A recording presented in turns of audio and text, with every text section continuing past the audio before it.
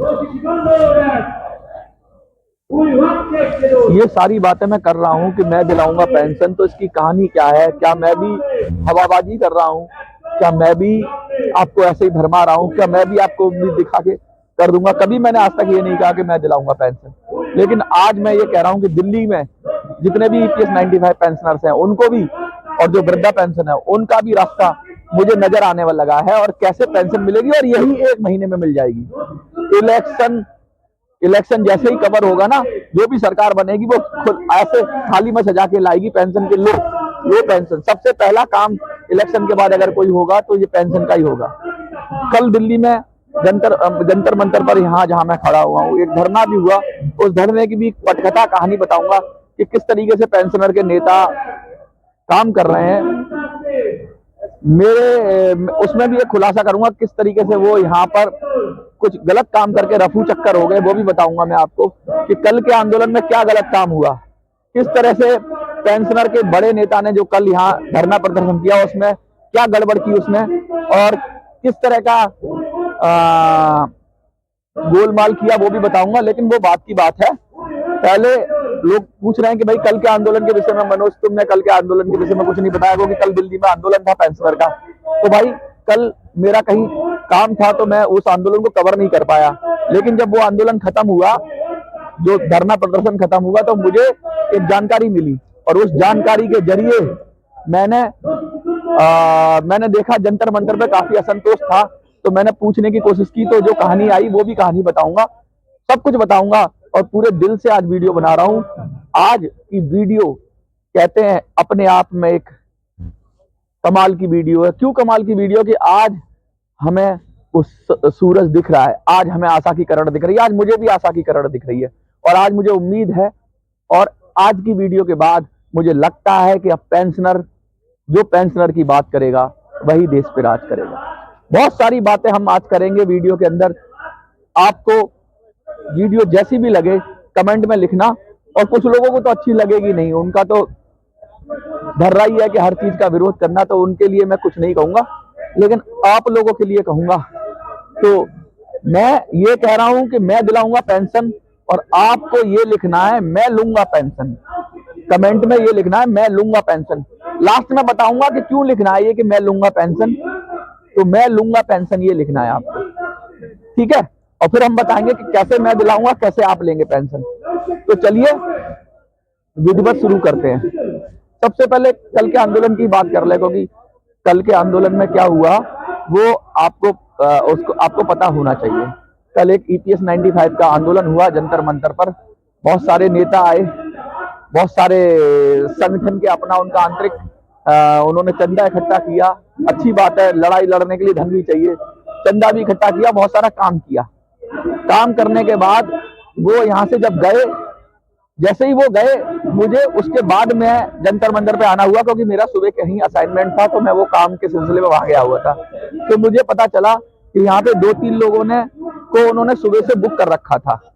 उन EPS 95 के नेताओं ने 2-3 लोगों को यहाँ बुक करने का मतलब ये है कि भाई तो आप हमें काम करो, उस काम के बदले में हम आपको मेहनताना देंगे। तो 2 लोगों को यहाँ पर EPS 95 के नेताओं ने बुक किया, पूरे दिन उनसे काम कराया, और जब काम कराने के बाद जब पैसे देने की बारी आई तो उनको उल्टा सीधा बोलने लगे। तो ऐसे नेताओं से भला क्या उम्मीद की जा सकती है, जो उन मेहनत कश व्यक्ति का, मजदूर का, जो वीडियो बना रहा है आपका, उसको उसका मेहनताना नहीं दे रहे, और कह के लगा रहे हैं कि भाई इस एंगल से वीडियो शूट कर, इस व्यक्ति का वीडियो बना, उस व्यक्ति का वीडियो बना, सबका वो काम करवा रहा है, और काम करवाने के बाद पैसे नहीं दे रहा है।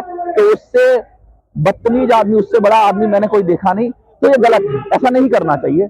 आप किसी को, या तो कोई अपनी मर्जी से बना रहा है तो ठीक है, लेकिन अगर आप किसी को कह के उससे काम करवा रहे हैं तो उसकी मेहनताना, उसको 5 घंटे, 3 घंटे, 4 घंटे जो भी आपने काम किया, उसका मेहनताना, उसका पसीना सूखने से पहले दे दो।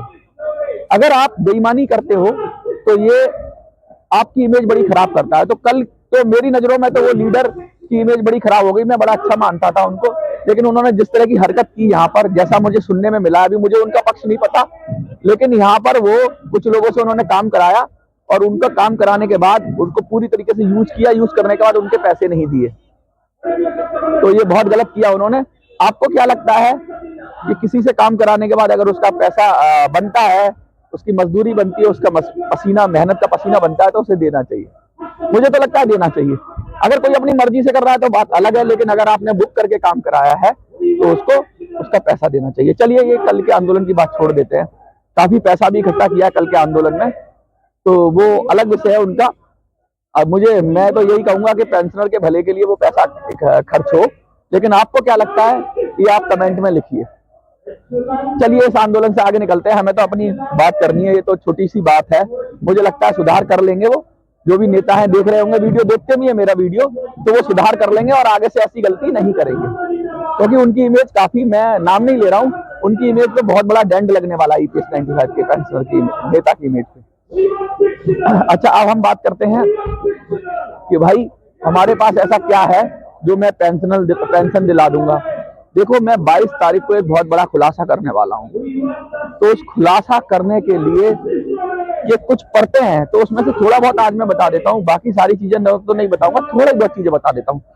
सबसे पहले, अब हम, ध्यान से सुनिए, बोल दूं, बहुत बड़ी बात है ये, लेकिन ये पूरी पिक्चर नहीं है, पिक्चर अभी बाकी है मेरे दोस्त, क्योंकि इस बात को कहने के बाद है ना, आप सब जो मेरे साथ खड़े थे वो सोचने पे मजबूर हो जाओगे कि मनोज अब क्या नई रणनीति लाया है। तो देखिए, कुछ रणनीति नहीं होगी अगर कुछ हमारे पास तरीके नहीं होंगे, नए आइडियाज नहीं होंगे, तो हम कामयाब नहीं हो सकते, क्योंकि हमें सत्ता वाले हमारे आइडियाज को समझ रहे हैं और डर भी रहे हैं। हमने नोटा का प्रयोग किया, नोटा हमारे एक कारगर हथियार था, जिससे हमने हरियाणा में भी उलटफेर किया, हमने महाराष्ट्र छत्तीसगढ़ में भी उलटफेर किया। लेकिन मैंने कहा था कि दिल्ली मेरा तो गृह राज्य है, दिल्ली में मैं रहता हूं, दिल्ली के अंदर मेरी पहुंच है, दिल्ली के अंदर मैंने चुनाव भी लड़ा है, दिल्ली के अंदर काफी हम शक्तिशाली हैं, दिल्ली के अंदर पेंशनर भी हैं, तो दिल्ली पर हम एक स्टेप आगे बढ़ेंगे। तो आज मैं ये यहाँ पर जंतर मंतर से घोषणा करता हूं कि अब हम नोटा का उपयोग नहीं करेंगे। समझ रहे हो कितनी बड़ी बात कह रहा हूं मैं? अब मेरी बात देखो, ध्यान से सुनो। अब हम नोटा का उपयोग नहीं करेंगे, क्योंकि नोटा तब तक था जब तक हम थोड़े शक्तिशाली नहीं हुए थे। मुझे लगता है कि अब वो समय आ गया है कि हम शक्तिशाली हो गए हैं, और जो पेंशनर की बात करेगा वही देश पे राज करेगा। तो पहली मोटी बात यह है कि हम नोटा का उपयोग नहीं करेंगे, और जब हम नोटा का उपयोग नहीं करेंगे तो हम क्या करेंगे भाई? कुछ तो करेंगे। तो पहली बात तो ये समझ लो कि हम नोटा का उपयोग दिल्ली चुनाव में नहीं करने वाले हैं, किसी भी कीमत पे नोटा का बटन हम नहीं दबाने वाले हैं, और हम अपना रास्ता शुरू करने वाले हैं, अपना रास्ता तय करने वाले हैं, अपना नया रास्ता, अपना मुस्तकबिल तय करने वाले हैं। और दिल्ली चुनाव में मैं कह रहा हूं कि हम पेंशन लेके रहेंगे, और मैं दिलाऊंगा पेंशन और आप लोगे पेंशन। तो आपको कमेंट में वही लिखना है कि मैं लूंगा पेंशन। चलिए, इतनी बात होगी, नोटा का उपयोग नहीं करना चाहते तो मनोज अब करेंगे क्या? दिल्ली में हम बड़ी पॉलिटिकल पार्टियों का क्लियर कट विरोध करेंगे। कौन कौन सी पॉलिटिकल पार्टियां हैं जिनका हम विरोध करेंगे, और उनका विरोध करके, उनकी पॉलिसी का विरोध करके, उनकी नीति का विरोध करके हम आगे चुनाव में जाएंगे। नोटा तो दबाएंगे नहीं, तो हम चुनाव में जाएंगे। ऑब्वियस है कि जब नोटा नहीं दबाएंगे तो हम चुनाव में जाएंगे। तो बड़ी बड़ी पॉलिटिकल पार्टियां कौन कौन सी है दिल्ली के अंदर? सबसे बड़ी पार्टी है कांग्रेस, माफ करिए, सबसे बड़ी पार्टी है आम आदमी पार्टी। राज्य के स्तर से देखो, राज्य के स्तर से आम आदमी पार्टी है, और दूसरी पार्टी है बीजेपी। इन दोनों के ही विधायक हैं दिल्ली के अंदर। कांग्रेस का तो खाता भी नहीं खुला है, तो कांग्रेस तो मुझे लगता नहीं है कि हम कांग्रेस का विरोध भी करें, क्योंकि कांग्रेस का वजूद ही नहीं है दिल्ली के अंदर। कांग्रेस का जितना भी वोट बैंक है वो आम आदमी पार्टी में शिफ्ट हो चुका है। थोड़ा बहुत उसका कार्यकर्ता है, कोशिश वो भी कर रही है, लेकिन बहुत छोटे स्तर पे कर रही है। तो इसलिए हम कांग्रेस का विरोध नहीं करेंगे। पहली बार लोग कहते हैं कि भाई ये तो कांग्रेस का विरोधी है, इसने तो कांग्रेस हरवा दी। तो आज मैं देखो यहाँ बैठ के खड़े होकर यहाँ पर कह रहा हूं कि हम कांग्रेस का विरोध नहीं करेंगे। मनोज सुराजी का यहाँ अगर मैं कह रहा हूं तो मैं जो कहता हूं वो करता हूं। दिल्ली चुनाव में हम कांग्रेस का विरोध नहीं करेंगे, क्लियर कट मैसेज है। तो क्या कांग्रेस का समर्थन करेंगे? नहीं। कांग्रेस 3 में ना 13 में, तो हम ना उसको हम विरोध करेंगे तो उसको संजीवनी मिल जाएगी, तो कांग्रेस को तो हम क्या ही करें, वो तो अपने कर्मों से अपनी जगह पे पड़ी हुई है। अगर वो हमारी बात उठाती है, राहुल गांधी हमारी बात को आगे करते हैं, तब सोचने का विषय होगा। लेकिन अभी तक की स्थिति ये है कि हम कांग्रेस का विरोध नहीं करेंगे, ना उसके समर्थन में बात करेंगे। अब दो पार्टियां रहेंगी, बीजेपी और आम आदमी पार्टी। भैया 10 साल से परेशान है पेंशनर। किसकी वजह से पेंशनर परेशान है? बीजेपी की वजह से परेशान है, बीजेपी की वजह, भारतीय जनता पार्टी की वजह से परेशान है। जितने इन्होंने वादे किए हैं ईपीएस 95 पेंशनर्स के साथ, जितना इन्होंने धोखा दिया है, किसी ने नहीं दिया। और देखो, उम्मीद कर कर बीच मझधार में छोड़ देने वाला सबसे बड़ा दोषी होता है। बीजेपी ने बार बार धोखे में रखा है और ईपीएस 95 की लीडरशिप के ऊपर हाथ रखकर उसे अपनी तरह से नचाया, और बीजेपी ने आप लोगों को लगातार बेवकूफ बनाया है। तो बीजेपी का तो क्लियर कट विरोध है, बीजेपी का क्लियर कट विरोध है। अब बच गई आप, तो क्या मैं क्या आपका समर्थन करने की बात कर रहा हूं? अरे भैया नहीं।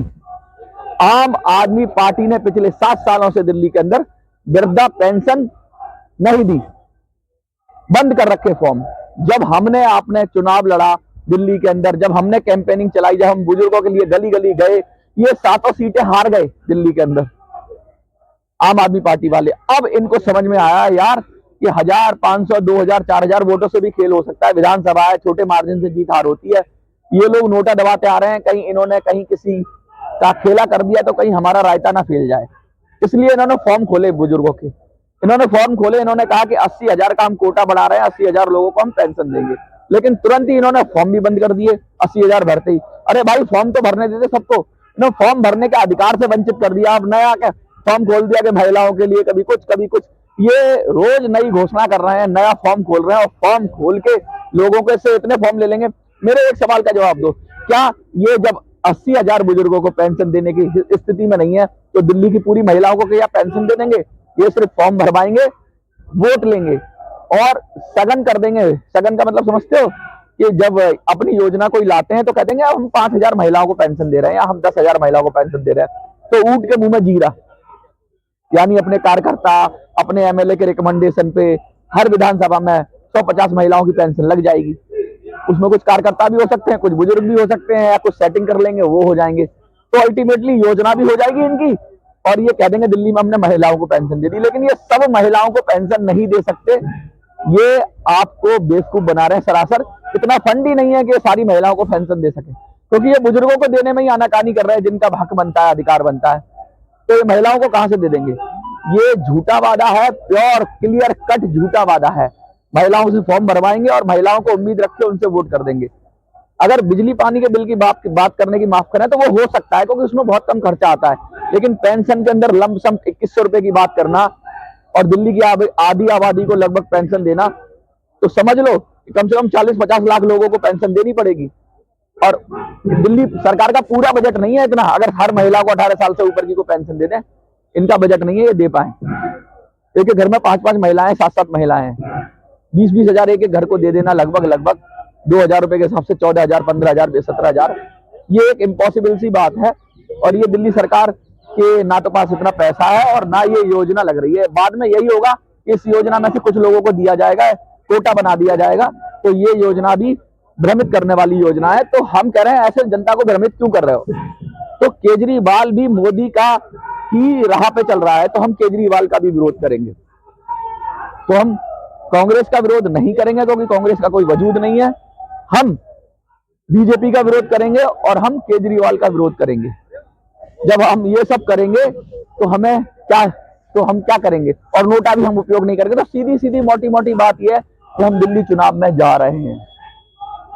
अब ये प्रेस कॉन्फ्रेंस में खुलासा करूंगा कि हम दिल्ली चुनाव में कैसे जाएंगे, क्या रणनीति होगी, क्या हम किसी पॉलिटिकल पार्टी के जरिए जाएंगे, क्या हम अपनी पार्टी बापू वाली जो पार्टी है वो बना लेंगे, वो सब चीजें 22 तारीख को करूंगा। हाँ, लेकिन एक बात मैं दिल्ली के सारे इंडिपेंडेंट कैंडिडेट से कहना चाहता हूं, अगर आप दिल्ली में चुनाव लड़ने की सोच रहे हो और इंडिपेंडेंट कैंडिडेट हो, इंडिपेंडेंट का मतलब समझते हो ना, आजाद उम्मीदवार, आप आजाद हो और आपके दिल में बुजुर्गों के लिए इज्जत है, मान है, सम्मान है, और आप इस पेंशन के मुद्दे पे मेरे साथ जुड़ना चाहते हो और चुनाव लड़ना चाहते हो, तो आज मेरा नंबर नोट कर लो, मुझे संपर्क कर लो। मैं आपको से एक काम बोलूंगा, आप वो काम कर देना पेंशनर के लिए, फिर मैं सारे पेंशनर का वोट आपको दिलवाऊंगा। जिस विधानसभा में आप कहोगे मैं आपको जिता के लाऊंगा, और जिता के नहीं लाऊंगा तो इतना वोट डलवा दूंगा आपको, बाकी आप भी डलवाना अपनी तरफ से। तो आज मनोज सुराजी इस वीडियो के माध्यम से दिल्ली में चुनाव लड़ने वाले सारे इंडिपेंडेंट के साथ छोटी पार्टियों को भी मैं बुलावा दे रहा हूं। छोटी पार्टियां मतलब जिनका कोई एमएलए नहीं है, कांग्रेस, बीजेपी और आम आदमी पार्टी को छोड़कर जितनी भी पार्टियां, मैं सबको बुला रहा हूं, सबके कैंडिडेट्स को बुला रहा हूं। आ जाओ, मुझसे संपर्क कर लो, मैं आपको वोट दिलाऊंगा। लेकिन मेरा एक काम करना पड़ेगा, वो मैं बताऊंगा आपको।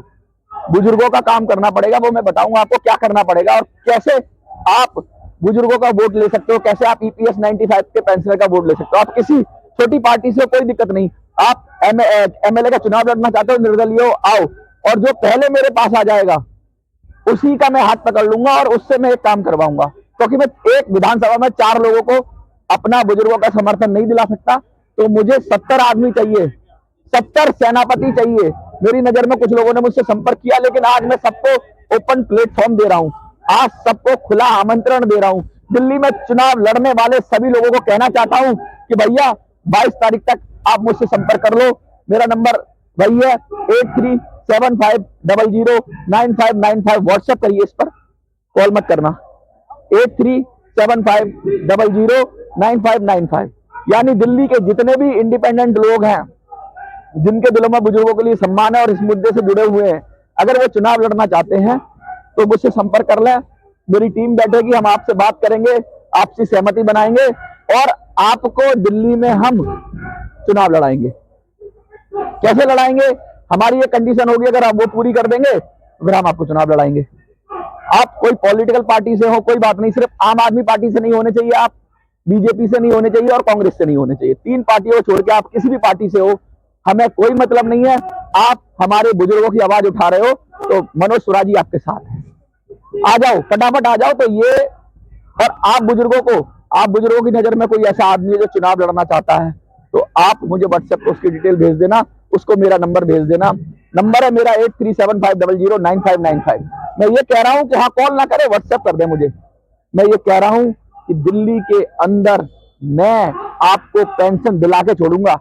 वृद्धा पेंशन की बात नहीं कर रहा, मैं ईपीएस 95 की पेंशनर की बात कर रहा हूं, जो पूरे देश में 78 लाख से ज्यादा है। वो दिल्ली में रहने वाले जो लोग हैं, जो दिल्ली में रहने वाले ईपीएस 95 के पेंशनर है, वो कैसे दिलाऊंगा, मैं 22 तारीख को खुलासा करूंगा। लेकिन मैं इस महीने के अंदर, मतलब 2 महीने के अंदर, चुनाव होने के तुरंत बाद दिल्ली के अंदर जब भी सरकार बनेगी, ईपीएस 95 पेंशनर्स को पेंशन दिलाऊंगा और वृद्धा पेंशन दिलाऊंगा। ये मैं कह रहा हूं। और आपको क्या करना है? आपको लिखना है कि मैं पेंशन लूंगा, क्योंकि मैं दिलाना चाहूं और आप ना लेना चाहो तो नहीं बनेगा। और आपको वही करना पड़ेगा जो हम तय करेंगे मिलकर। मैं बताऊंगा आपको क्या करना है। आज मैं आपकी शक्ति बताऊंगा आपको। अब मैं 22 तारीख को जो खुलासा करूंगा उसमें आपको अपनी ताकत पता चलेगी कि आप कितने ताकतवर हो। ये पॉलिटिकल पार्टियां यूं उड़ जाएंगी आपके सामने। हनुमान जी की शक्ति बताई थी ना उड़ के, तो आज मैं पेंशनर की शक्ति बताऊंगा कि दिल्ली में कितने लाख हो तुम। जब एक छोटी सी घोषणा होती है तो 80,000 लोगों ने फॉर्म भर दिया 2 दिन के अंदर, तो क्या वोट नहीं कर पाएंगे ये लोग? ये करेंगे वोट। और ये जब करेंगे ना वोट, तो दिल्ली में कांग्रेस, बीजेपी, आप सबका पत्ता साफ। कांग्रेस, बीजेपी, आप सबका पत्ता साफ। और जो पेंशनर की बात करेगा वही दिल्ली पे राज करेगा। लिख दो, मैं लूंगा पेंशन। तो आज आपको लिखना है कमेंट के अंदर, मैं लूंगा पेंशन। और 22 तारीख का इंतजार करो। और जो लोग चुनाव लड़ना चाहते हैं मुझे संपर्क कर ले, मेरे नंबर पर देखते रहिए।